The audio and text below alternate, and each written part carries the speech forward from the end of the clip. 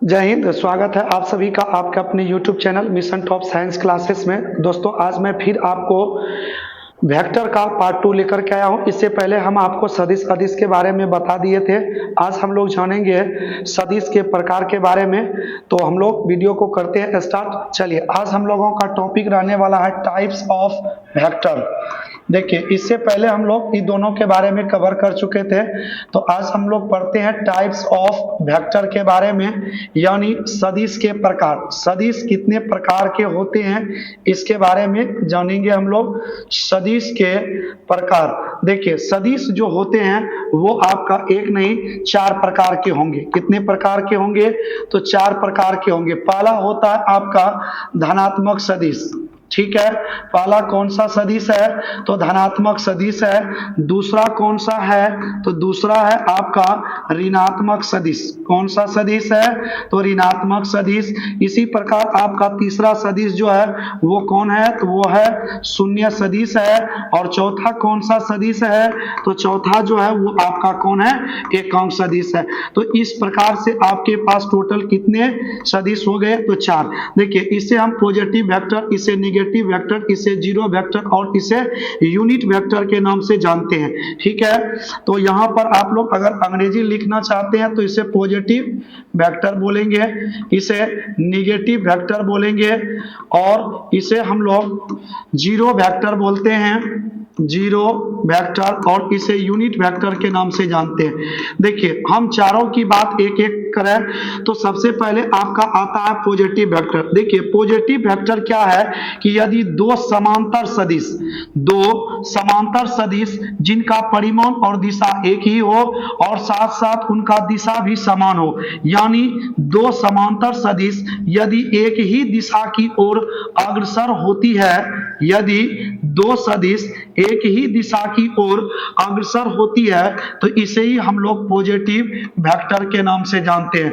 ठीक इसी तरह से यदि एक वेक्टर ए इस डायरेक्शन में हो और दूसरा वेक्टर भी अलग डायरेक्शन में हो तो इस तरह इनका परिमाण तो समान होता है बट इनकी डायरेक्शन क्या होती है? अलग अलग होती है। इसलिए ऐसे वेक्टर को हम लोग क्या बोलेंगे? तो नेगेटिव वेक्टर के नाम से इसे जानेंगे। ठीक है, तो इसी प्रकार और हम बात करें जीरो का, तो जिस सदिश का परिमाण की बात करें, अगर ये इनका जीरो आ जाए तो ऐसे सदिश को हम लोग क्या बोलेंगे? तो शून्य सदिश के नाम से जानते हैं। जिन सदिश का परिमाण शून्य हो उसे हम लोग शून्य सदिश बोलेंगे, और जिस सदिश का परिमाण एकांक या इकाई हो, परिमाण क्या हो? तो एक हो, तो ऐसे सदिश का नाम क्या होता है? तो एकांक सदिश होता है। जिस सदिश का परिमाण एक हो उसे हम लोग एकांक सदिश के नाम से जानते हैं। तो आप एकांक सदिश अगर निकालना चाहें तो एकांक सदिश को हम लोग एक कर्ण लिखेंगे तो सदिश ए बटे सदिश ए का परिमाण आपको मिलता है। ठीक है, तो इस प्रकार से आप लोग ध्यान रखेंगे सदिश के प्रकार। इसे हम फिर से एक बार दोबारा देख लेते हैं। देखिए, अगर दो समांतर सदिश एक ही दिशा में अग्रसर होती है तो उसे हम लोग पॉजिटिव वेक्टर कहते हैं। यदि दो सदिश अलग अलग दिशाओं में समांतर रूप से गति करते हैं तो उसे हम लोग क्या बोलते हैं? तो ये नेगेटिव वेक्टर कहलाता है। और जिनका परिमाण शून्य होता है उसे हम लोग शून्य वेक्टर के नाम से जानते हैं। और जिन सदिश का परिमाण एक प्राप्त होता है उसे हम लोग एकांक सदिश कहते हैं। कभी कभी एग्जाम में आपको ये डायरेक्ट फॉर्मूला पूछ देता है कि बताइए एकांक सदिश का व्यंजक क्या है? तो देखिए, इसे हम लोग सदिश बोलते हैं। ठीक है, ये आपका सदिश है और जो सदिश लिखे हैं उसी सदिश का आपको क्या लिखना पड़ेगा? तो परिमाण लिखना पड़ेगा। सदिश का परिमाण, एक सदिश और बटे में जो है उसी सदिश का क्या होगा? परिमाण होगा। तो ये किसके बराबर हो जाएगा? तो ये आपका एकांक सदिश के बराबर हो जाएगा। ठीक है, तो यही है चारों सदिश जो है आपको बता दिए।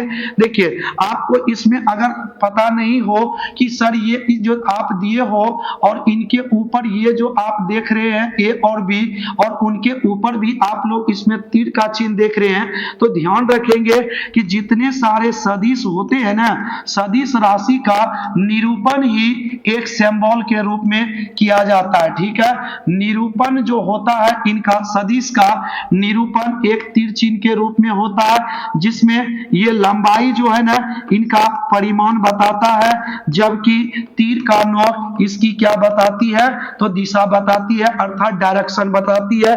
ये मैग्नीट्यूड है तो ये इसका क्या है तो डायरेक्शन है। तो अतः जितने सारे सदिश राशि होते हैं उन सभी के ऊपर किसका तीर चिन्ह लगा होता है तो तीर का चिन्ह लगा होता है। किसका चिन्ह लगा होता है तो तीर का चिन्ह लगा होता है। जैसे हम बात करें बल, देखिए आपको बल के बारे में ज्ञात होगा कि इसे हम लोग एफ से डिनोट करते हैं, तो इनके ऊपर सिंबल एफ के ऊपर हमें तीर चिन्ह देना पड़ेगा। इसी प्रकार आप लोग त्वरण की बात करें तो ए से डिनोट करते हैं तो इनके ऊपर भी तीर का सिंबल होगा। इसी तरह से संवेग की बात करें तो इसे पी से डिनोट करते हैं और इसके ऊपर भी तीर का सिंबल होगा। इसी तरह से विद्युत क्षेत्र की बात करें तो विद्युत क्षेत्र भी आपका सदिश राशि है तो इनके ऊपर भी तीर चिन्ह होगा। चुंबकीय क्षेत्र की बात करें तो ये भी एक सदिश राशि है, इनके ऊपर भी आपका क्या रहेगा तो तीर का चिन्ह रहेगा। तो जितने सारे सदिश राशि होते हैं सभी के ऊपर क्या होते हैं तो तीर का चिन्ह दिया हुआ रहता है। तो चलिए यहां तक आप लोगों का क्लियर हो गया होगा बहुत अच्छी तरह से। तो हम लोग यहां से नेक्स्ट पॉइंट की ओर बढ़ते हैं।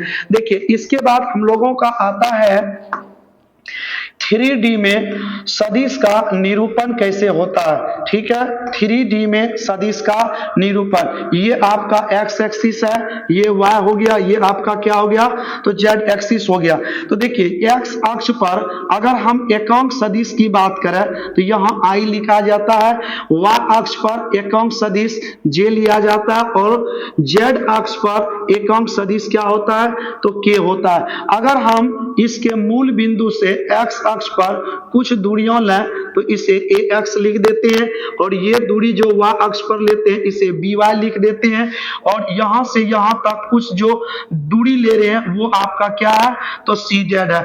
अगर हम इससे एक सदिश का निर्माण करना चाहें तो लिख सकते हैं किस ढंग से तो देखिए सदिश का परिमाण है x अक्ष पर ax और इस पर एकांक सदिश क्या है तो I है आपका। इसी तरह से y एक्सिस पर देखेंगे तो परिमाण तो by है लेकिन यहां आपका एकांक सदिश j है। इसी तरह से c पर बात करें तो cz है और एकांक सदिश क्या है तो k है। तो इस प्रकार से आपको एक क्या मिल जाता है तो सदिश मिल जाता है। तो ध्यान देंगे इस पर हम एक एग्जांपल आपको देते हैं जहां से आपको एक वेक्टर का निर्माण करना है। ये x एक्सिस है, ये y है, ये आपका z है।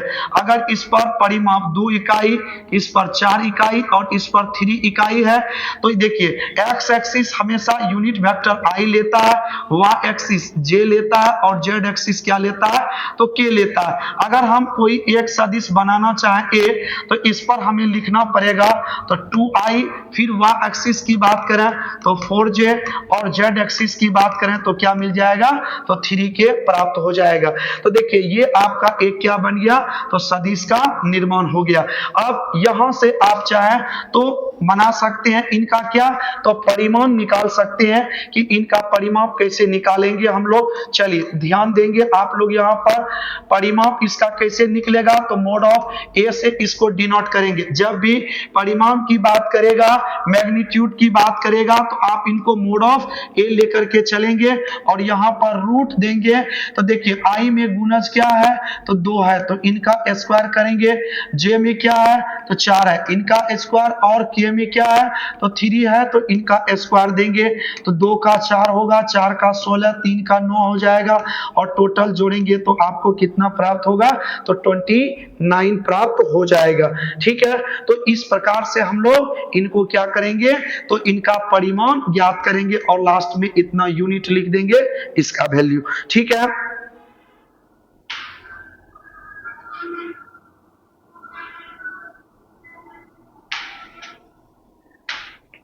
चलिए आगे बढ़ते हैं। ये आपने परिमाण ज्ञात किया, आपको एक फॉर्मूला ऊपर दिए किसका, तो एकांक सदिश निकालने का। किसका फॉर्मूला दिए थे आपको कि एकांक सदिश भी चाहे तो आप निकाल सकते हैं। तो किस प्रकार एकांक सदिश निकालेंगे, देखिए एकांक सदिश के लिए एक कर्ल दिए थे और सदिश ए बटे सदिश ए का परिमाण आपको फॉर्मूला बताए थे। ठीक है, तो आप इन्हीं का क्या निकालना चाहे तो एकांक सदिश तो निकाल सकते हैं। तो देखिए यहां से हम एक कर्ल लिख देंगे और देखिए ए का मान आपको यही वाला वैल्यू इसी का हम लोग निकाल देते हैं। तो मान लीजिए ये स्मॉल ए है तो इसका वैल्यू कितना है तो 2i है, 4j और क्या लिखा हुआ है तो 3k, और मोड ऑफ ए का वैल्यू कितना आया तो √29 आया। तो यही तो आपका आंसर हो जाएगा ए का मान। ठीक है, तो इस तरह से आप लोग एकांक सदिश भी क्या कर सकते हैं तो ज्ञात कर सकते हैं किसी भी सदिश का। चलिए अब हम लोग बात करते हैं नेक्स्ट पॉइंट की ओर। नेक्स्ट जो है देखिए यहां से आपका एक चीज और आपका पूछा जाता है कि सदिश का योग बताइए। ठीक है, सदिश का योग बताना है कि दो सदिश है उनको हम जोड़ेंगे। तो दो सदिश का योग किस प्रकार से ज्ञात करना है इनके बारे में जानते हैं। देखिए इसे हम दो तरह से बनाएंगे। एक वो सदिश जो सिंपली रूप से आपको दे दिया हो और कह रहा है कि दोनों सदिश को जोड़िए। एक वो सदिश होगा जब दो सदिश एक दूसरे से एंगल पर झुका होगा और ये एंगल क्या होगा तो थीटा होगा। तो इस स्थिति में एक सदिश ये ए है आपका, एक सदिश हो गया बी। ऐसे सिचुएशन में आपको कहेगा कि इनका सम बताइए क्या है, अर्थात योग बताइए। तो देखिए यदि इसको आप जोड़ेंगे तो r बराबर आपको मिलेगा सदिश ए प्लस सदिश बी। अगर हम इसकी बात करें, अगर इसे हम लिख दें a1i प्लस b1j और c1k लिखें। इसी तरह से अगर हम b की बात करें तो a2i plus b2j plus c2k। अगर जोड़ना होगा तो आप बेखूबी पता लगा सकते हैं कि i से जुटेगा, b यानी j से जुटेगा और k से जुटेगा। तो अगर आप इनको जोड़ेंगे तो a1 प्लस क्या होगा a2, इनके साथ आपको i देना है। फिर b1 प्लस क्या है तो b2, इनके साथ क्या लगाना है तो j लगाना है। c1 प्लस c2 और इनके साथ क्या हो जाएगा तो k हो जाएगा। तो इस प्रकार से सिंपल रहेगा तो उसे हम जोड़ सकते हैं। जैसे एग्जांपल की बात कर लें तो a बराबर आपको दिया है 2i plus 4j plus 6k, इस ढंग से लिखा हुआ है।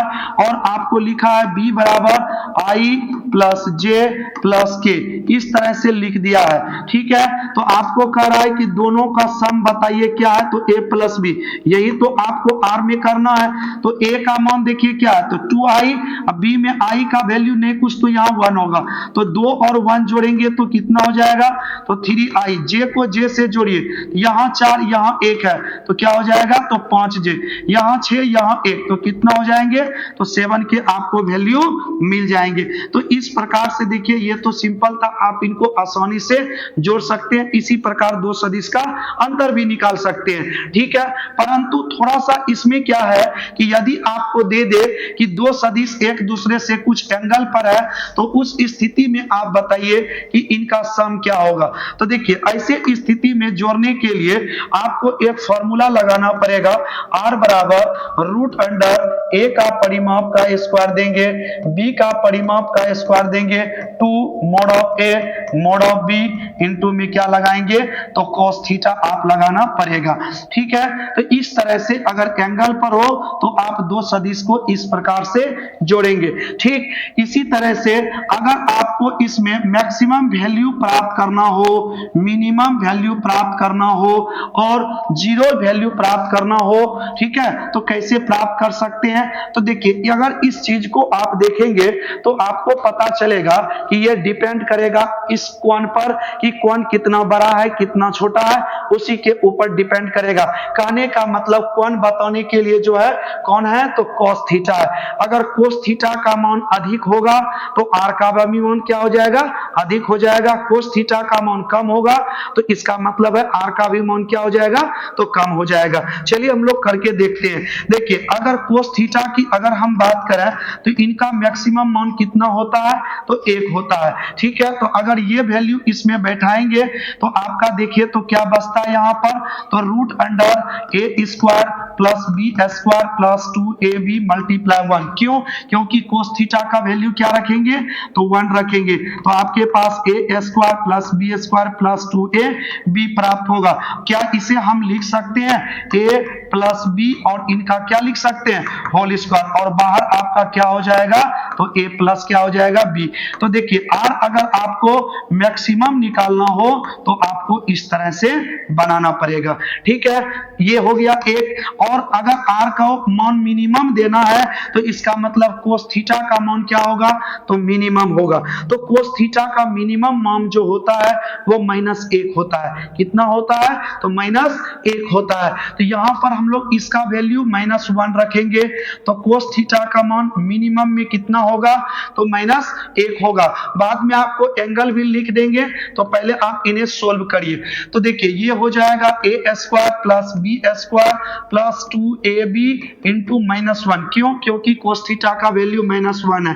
तो r इक्वल टू आपको मिलेगा a square plus B square minus 2ab। क्या आप इसे इस ढंग से भी तो लिख सकते हैं a माइनस बी का होल स्क्वायर। अगर ये बाहर आता है तो वेक्टर a माइनस वेक्टर क्या हो जाएगा, तो b हो जाएगा। तो ये आपका क्या हो जाएगा, तो मिनिमम वैल्यू आपको प्राप्त हो जाएगा इस ढंग से, ठीक है। तो यही था आपका क्या, मैक्सिमम और मिनिमम। एक सिचुएशन और आप लोग निकाल सकते हैं इस वेक्टर का क्या, तो देखिए अगर कोस थीटा की बात करें, अगर हम इसका थीटा का वैल्यू कितना ले लेते हैं, तो 90 डिग्री ले लेते हैं। ध्यान दीजिए यहाँ पर अगर कोस थीटा का मान 1 है तो कहने का मतलब थीटा का वैल्यू 0 डिग्री है। क्यों? क्योंकि कोस में 0 डिग्री का ही तो मान 1 होता है। ठीक उसी तरह कोस थीटा बराबर -1 लिखा है, कहने का मतलब थीटा का वैल्यू कितना है, तो 180 डिग्री है, ठीक है। 180 डिग्री में ही कोस थीटा का मान माइनस क्या होता है, तो 1 होता है। ठीक उसी तरह अगर थीटा का मान 90 डिग्री लेते हैं, यानी दो सदिश एक दूसरे पर 90 डिग्री के एंगल पर है, तो इस सिचुएशन में आप इन दो सदिशों को कैसे योग करेंगे, तो ध्यान देंगे तो r बराबर आपको लिखना पड़ेगा root under a square plus B square plus 2ab और कोस लगाना पड़ेगा 90 डिग्री। और 90 डिग्री का मान आपको पता है कि कोस में 90 डिग्री का वैल्यू कितना होता है, तो 0 होता है। अगर हम इसे 0 कर दें तो केवल आपके पास क्या बचेगा, तो a स्क्वायर प्लस क्या बचेगा, तो b स्क्वायर बचेगा। यही किसका मान ज्ञात होगा, तो r का मान आपको क्या हो जाएगा, मालूम हो जाएगा। तो देखिए ये सभी कुछ बेसिक सी बातें हैं जो कि वेक्टर में आपको सीखना बहुत ही जरूरी है, क्योंकि यहां से आपको एग्जाम में भर भर के प्रश्न पूछ देता है। जैसे हम बात करें, इस पर एक एग्जांपल है जो इस बार पूछा गया था, आपको एसएससी में कह रहा था कि इस सदिश का परिमाण, एक सदिश है जिसका परिमाण था कितना, तो 5 यूनिट था, यानी 5 इकाई बता रहा था, ठीक है। और एक सदिश है कौन, तो बी, जिनका परिमाण कितना है, तो 3 इकाई है और ये एक दूसरे से 90 डिग्री के एंगल पर है। तो बताइए इन दोनों सदिशों का क्या, तो परिमाण कितना होगा, अर्थात r का वैल्यू बताइए क्या होगा। तो देखिए ये और ये अगर दोनों वेक्टर दिया हुआ है और एंगल कितना पर है, तो 90 डिग्री पर है, तो बताइए 90 डिग्री के लिए हम डायरेक्ट r का मान क्या पर रखे हैं, तो r का वैल्यू पड़े हैं root a square plus b square. तो ये आपका 5 स्क्वायर प्लस 3 का स्क्वायर हो जाएगा, ये हो जाएगा 25, ये हो जाएगा 9। तो ये आपका निकल के आ जाएगा कितना, तो 34 यूनिट आपका टोटल वैल्यू निकल के आ जाएगा। तो इस तरह का प्रश्न एग्जाम में पूछा जाता है। तो चलिए हम लोग मिलते हैं अब नेक्स्ट वीडियो में, वहां हम आपको अगले पार्ट लेकर के आएंगे वेक्टर का। तब तक आप लोग इस वीडियो को अच्छी तरह से देख लें, जहां समझ में नहीं आया हो वीडियो को दोबारा स्टार्ट करें और पुनः देखें। जब तक आप समझ नहीं ले तब तक आप प्रयास करें इसे सीखने का। क्यों? क्योंकि ये आपको एग्जाम की दृष्टि से बहुत ही इंपॉर्टेंट है। अब वो समय गया जहां पर साइंस से छोटे मोटे सवाल पूछ करके आपका काम चल जाता था, बट अब वैसा नहीं होता है। जिन बच्चों को थ्योरी का नॉलेज नहीं होगा वे बच्चे कभी भी साइंस के क्वेश्चन को सोल्व कर ही नहीं सकता है। क्यों? वजह है इनके पीछे कि देखिए पहले के समय का क्वेश्चन पूछा जाता था कि निम्नलिखित में कौन सदिश राशि है, वहां आपको वैल्यू दिया हुआ रहता था, 3 अदिश दिया तो 1 सदिश दे रखा था। परंतु अब उस ढंग का सवाल पूछता ही नहीं है, अब उसमें डीप से क्वेश्चन पूछता है, इसलिए आपको थ्योरी